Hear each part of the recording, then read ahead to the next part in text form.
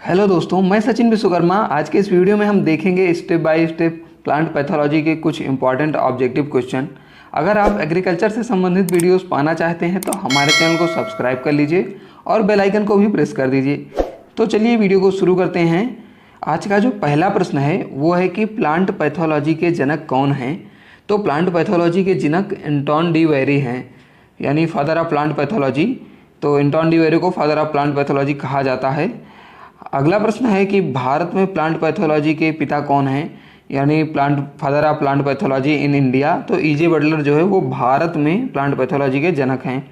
अगला प्रश्न है तीसरा नंबर, वर्ष 1956 में वर्ष 1956 में रोग प्रतिरोधकता और रोग ग्रहिता के लिए जीन फॉर जीन सिद्धांत किसने दिया था। तो फ्लोर ने दिया था जीन फॉर जीन सिद्धांत। अगला प्रश्न है कि धान के बंट रोग का जनक है। तो धान के बंट रोग का जनक है, जो रोग जनक होता है वो होता है निवोसिया होरिडा। अगला प्रश्न है कि गेहूं का काला या तना कीट रोग का रोग जनक है। गेहूं का काला या तना कीट रोग का रोग जनक है तो पक्सिनिया ग्रैमिनीस ट्रिटिसाई तना कीट रोग का रोगजनक होता है। अगला प्रश्न है मूंगफली के टिक्का रोग का रोगजनक है। तो सर्कोस्पोरा पर्सोनेटा जो है, सर्कोस्पोरा पर्सोनेटा और अरेचिडिकोला, ये दोनों मूंगफली के टिक्का रोग का रोगजनक होता है। दोस्तों इसमें बहुत ही ज़्यादा इंपॉर्टेंट क्वेश्चन है, तो आप वीडियो को ध्यान से देखिएगा और अपने सभी सेकेंड सेमेस्टर के साथियों के साथ शेयर जरूर करिएगा। अगला प्रश्न है कि धान की भूरी पत्ती धब्बा रोग का रोगजनक है। तो ड्रक्सलेरा ओराइजी धान का भूरी पत्ती धब्बा रोग का रोगजनक होता है। अगला प्रश्न है 8वां नंबर कि धान के ब्लास्ट रोग का रोगजनक है। तो पायरिकुलेरिया ओराइजी जो है ये ब्लास्ट रोग का रोगजनक होता है। अगला प्रश्न है चाय के कीट रोग का रोगजनक है। तो चाय के कीट रोग का रोगजनक होता है शैवाल चाय के कीट रोग का रोगजनक होता है। अगला प्रश्न है प्लांट पैथोलॉजी शब्द की उत्पत्ति किस भाषा से हुई है। तो प्लांट पैथोलॉजी शब्द की उत्पत्ति ग्रीक भाषा से हुई है। अगला प्रश्न है 11 नंबर कि तंबाकू मोज़ेक विषाणु रोग की खोज किसने की थी। तो दिमित्री आइवानोव्स्की का जो पूरा नाम है वो है दिमित्री आइवानोव्स्की ने तंबाकू में मोज़ेक रोग की खोज की थी। अगला प्रश्न है 12 नंबर की रोग को उत्पन्न करने वाले कारक को क्या कहते हैं। तो रोग को उत्पन्न करने वाले कारक को रोगजनक कहा जाता है, पैथोजन कहा जाता है। अगला प्रश्न है सूक्ष्म जीवाणु विज्ञान के जनक हैं।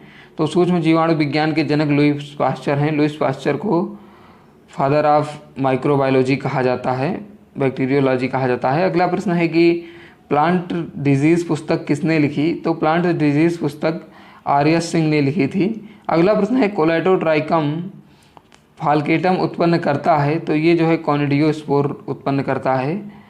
अगला प्रश्न है कि अरहर का म्लानी या उकठा रोग का रोगजनक है। तो अरहर के म्लान या उकठा रोग का रोगजनक होता है फ्यूजेरियम ऑक्सीस्पोरियम। अगला प्रश्न है गन्ने में उकठा रोग की खोज सर्वप्रथम कहाँ की गई थी। तो बिहार में सबसे पहले गन्ने में उकठा रोग की खोज की गई थी। अगला प्रश्न है सोयाबीन की काली विगलन यानी चारकोल रॉट का रोगजनक है। तो माइक्रोफोमिना फेजियोलिना या फेजियोलाई जो है ये सोयाबीन की चारकोल रॉट का रोगजनक होता है। अगला प्रश्न है 19 नंबर कि किस वर्ग के सूत्रकृमि का मुख्य लक्षण पौधों की जड़ों पर सफ़ेद से भूरी पट्टी उपांग होते हैं। तो ग्लोबोडेरा जो है ये भूरी पट्टी उपांग होते हैं। अगला प्रश्न है 20 नंबर कि ऐसे सूत्रकृमि जो विषाणु के वाहक होते हैं। तो जिफिनीमा लॉन्गिडोरस और ट्राइकोडोरस, ये तीनों जो है ऐसे सूत्रकृमि हैं जो विषाणु के वाहक होते हैं। ये विषाणु के ट्रांसफॉर्मेशन का काम करते हैं। अगला प्रश्न है एमिलो की आकृति होती है। तो एमिलो की आकृति होती है बहुआकृतिक। एमिलोस का जो फुल फॉर्म होता है वो होता है माइकोप्लाज्मा लाइक ऑर्गेनिज्म। एमिलोस का फुल फॉर्म होता है माइकोप्लाज्मा लाइक ऑर्गेनिज्म। ये बहुआकृतिक होते हैं। अगला प्रश्न है 22 नंबर कि एमिलो को सर्वप्रथम किसने खोजा। तो एम्लो को सर्वप्रथम एम्लोस को डुई ने खोजा था। अगला प्रश्न है कि प्लांट पैथोलॉजी पुस्तक किसने लिखी? तो प्लांट पैथोलॉजी पुस्तक एग्रियोस ने लिखी थी। अन्य सब्जेक्ट के वीडियो की लिंक डिस्क्रिप्शन बॉक्स में दे दी गई है, तो आप वहां से जाकर उन्हें देख सकते हैं। मैंने सेकेंड सेमेस्टर पर अन्य सब्जेक्ट वीडियो बनाए हुए हैं।